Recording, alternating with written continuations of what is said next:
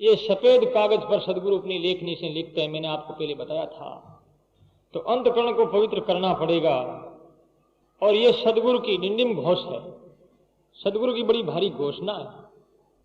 वो बड़े जोर से गर्जना करते हैं, उस गर्जना को कोई सहन कर लेता है, वास्तव में वही सदगुरु के शब्द का अधिकारी, परम पद का अधिकारी और प्रभु का प्यारा बन सकता है।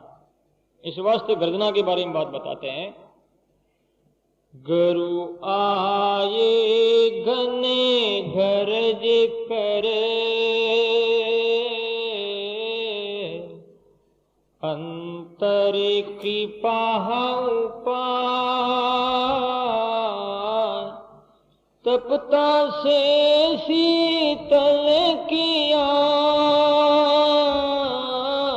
तपता से शीतल किया, सोता लिया जगा, सोता लिया जगा। बोलो राम। गुरु गर्जना करके आए हैं और मैं तपती अवस्था में, यानी गर्मियों की जैसे तपती होती है उसमें मैं झुलस रहा था, और गुरु गर्जना करके आए और वर्षा कर दी और मुझे शांत ठंडा बना दिया। हर आदमी जल रहे हैं।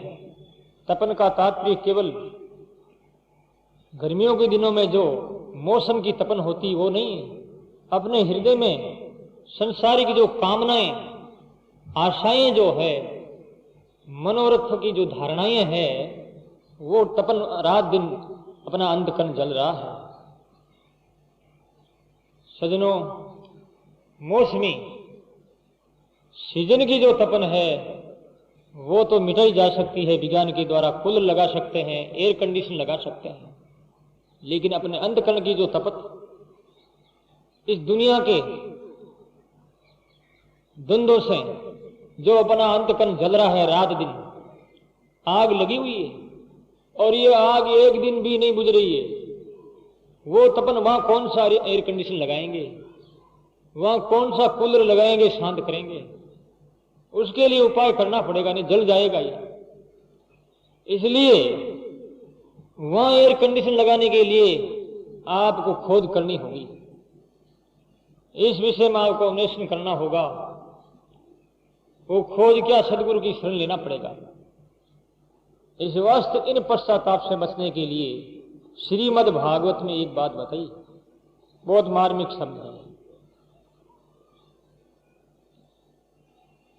यथा हयग्वान राजन पूयेते तप आदि भी, तथा कृष्ण अर्पित प्राण तत्पुरुष निषेव्या। एक ही उपाय बताया है। वो उपाय क्या है? तपन बुझाने के लिए। तपन कब बुझेगी? जब हमारे अंतकरण में किसी प्रकार का पाप नहीं होगा। जब पाप नहीं होगा तो प्रायश्चित की धाराएं नहीं उठेगी। जब प्रायश्चित की धारा नहीं उठेगी तो हमको दुख क्यों, फिर दुख रूपी अग्नि में क्यों जलेंगे?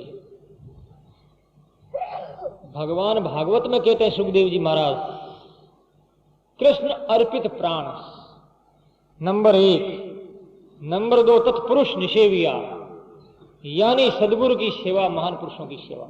ये 2 ही उपाय बताए। और श्रीमद् भगवद गीता में तद्विधि प्रणिपातेन परिप्रश्नेन सेविया,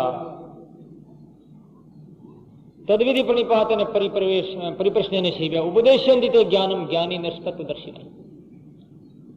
यानी उन महान पुरुषों की सेवा और महान पुरुषों से ज्ञान लेने के लिए उनके सामने जाकर के नमस्कार पूर्वक निवेदन करता हुआ, उनको चाहता हुआ, उनके ज्ञान और सिद्धांत को स्वीकार करता हुआ उन्हें प्रार्थना करनी चाहिए।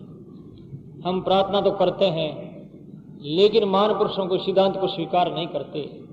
उनके ज्ञान को अंतकरण में ग्रहण करने के लिए नहीं इच्छा प्रकट कर रहे हैं, इस वास्ते वो ज्ञान ग्रहण नहीं होता है।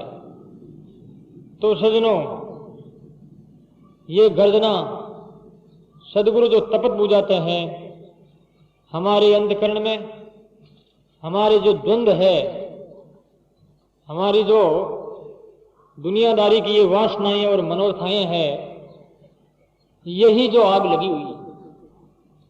अब इस आग से ब्रह रूपी अग्नि से इसी जगह परिवर्तन हो गया, ब्रह रूपी अग्नि उत्पन्न हो गई और आपकी भावना रूपी बादल बन गई और वो बादल आकाश में चला गया। यानी हमारी ऊर्ध्व गति हो रही है साधना के द्वारा, ध्यान के द्वारा हम ऊपर बढ़ रहे हैं, ऊपर चढ़ रहे हैं। यही हमारे एक प्रकार से बादल हुए।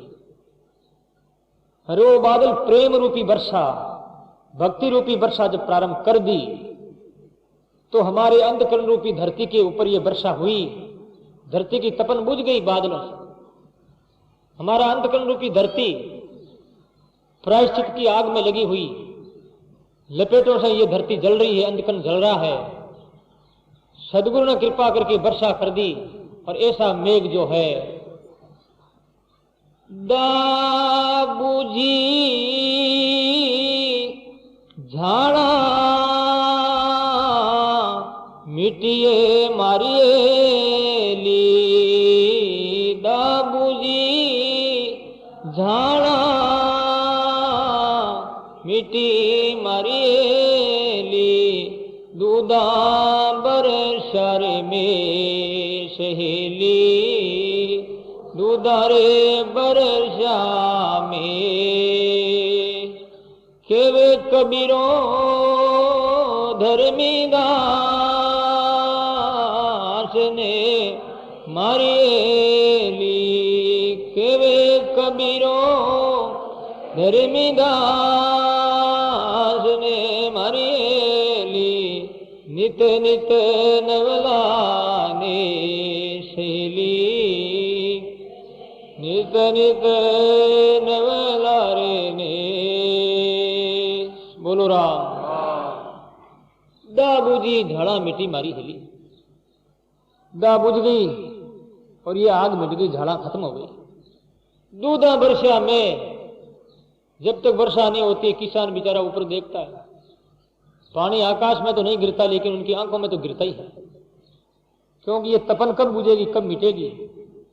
तो ये सदगुरु की गर्जना बादल गरजता है ना, गरजता है तो फिर बरसता है। ऐसे ही सदगुरु गरजते हैं तो बरसते हैं। इस गर्जना के बारे में आपको समझना होगा। सदगुरु की गर्जना शिष्य का एक बहुत बड़ा हित है। तो महाराज श्री यहां पर 3 बार गर्जना की, एक बार नहीं की। एक वर्षा से कुछ नहीं होता है। एक वर्षा से लोग बीज बोते हैं और 15-20 दिन या महीना भर की बादरी हो जाती है, उसके बाद में दूसरी वर्षा होती है। वो बादरी कटी भाग खाती भाग परिंद हो जाती है, फिर तीसरी वर्षा होती है। तीसरी वर्षा से खेती पूरी पक जाती है। अथवा 3 गुण, रजोगुण, सतोगुण और तमोगुण, 3 गुणों को नाश करने के लिए सदगुरु की 3 गर्जना हुई है। तो दूसरी गर्जना में आचार्य श्री कहते हैं